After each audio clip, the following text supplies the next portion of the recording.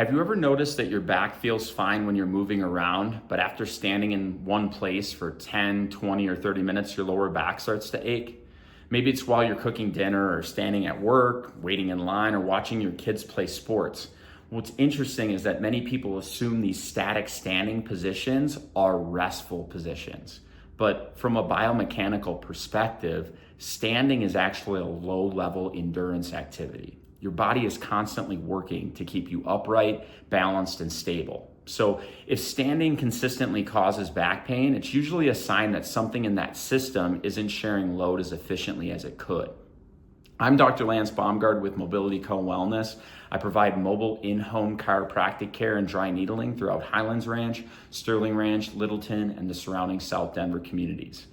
Today, I want to walk you through some of the most common reasons your back may hurt when standing and why the source of the problem isn't always where you feel the pain. One of the biggest misconceptions about standing is that it's passive. It's actually not. Even when you're standing still, your body is making thousands of tiny adjustments every day to maintain balance. Your feet, hips, spine, core muscles, breathing system, and nervous system are all working together to keep you upright. The challenge begins when one part of that system starts contributing less than it should. And when that happens, another area has to pick up the slack. Very often, that area becomes the low back because one of the most common patterns I see frequently is that the hips stop contributing efficiently.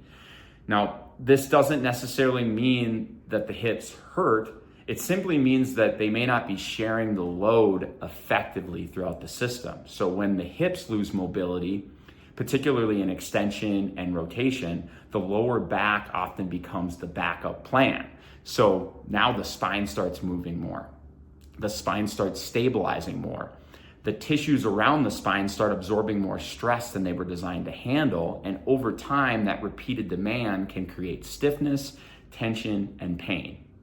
Now, another fascinating piece of the puzzle involves fascia, and fascia is the connective tissue network that helps link muscles and movement throughout the body. So researchers such as Robert Schlepp and Carlos Stecco have helped expand our understanding of fascia and its role in force transmission and sensory awareness. One area that's particularly important for back pain is a structure that's called the thoracolumbar fascia. And this is a large connective tissue system that connects the lower back, glutes, abdominal wall, and even the lat muscle. Think of it like a load-sharing network. When muscles are working together efficiently, load is distributed throughout the system. But when certain areas stop contributing well, more stress may be concentrated into the lower back and surrounding tissues. Now, over time, those tissues can become irritated and sensitive. One clue that helps us understand this problem is something patients tell me all the time. They'll say something like, static standing or standing for long periods of time hurts, but then once I start walking, it feels okay.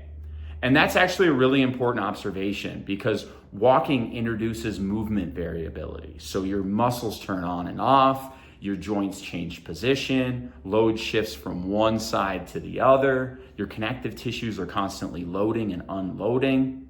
But standing is different. It's static. The body generally tolerates movement better than prolonged stillness. So when standing hurts, but walking feels better, it often suggests a problem with how load is being managed during prolonged static positions. Another important concept comes from spine biomechanics research. We often think pain is a strength problem, but many times it's actually an endurance problem. Standing for 30 minutes isn't a max strength event, it's an endurance event. So your stabilizing muscles, including the deep spinal muscles, abdominal wall, diaphragm, and glutes, need to maintain a low level of activity over time. And if those systems fatigue easily, the body starts looking for alternative strategies.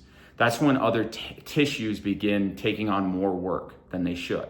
And eventually, symptoms show up. So it's also important to understand that pain isn't simply a measure of damage. So modern pain science shows us that pain is influenced by many factors. That can include sleep quality, recovery, stress levels, activity levels, tissue tolerance, and movement habits, to name a few. And in many cases, pain is the body's way of telling you that the current demand exceeds what the system is prepared to comfortably handle. That doesn't automatically mean something is seriously damaged. It means the body may need a different strategy. So if your back hurts when standing itself may not actually be the problem. More often, the issue is how your body is distributing load while standing. So when the hips, core, breathing system, connective tissues, and spine aren't working together efficiently, the lower back often becomes the area that absorbs the extra stress. That's why an effective approach usually involves looking beyond the painful area and understanding how the entire system is functioning. If you're dealing with back pain when standing and want a more movement-focused approach, you can check out availability through the link below. And if you found this video helpful, consider subscribing for more content on movement, pain, recovery, and performance. Thank you for watching, and I'll see you in the next video.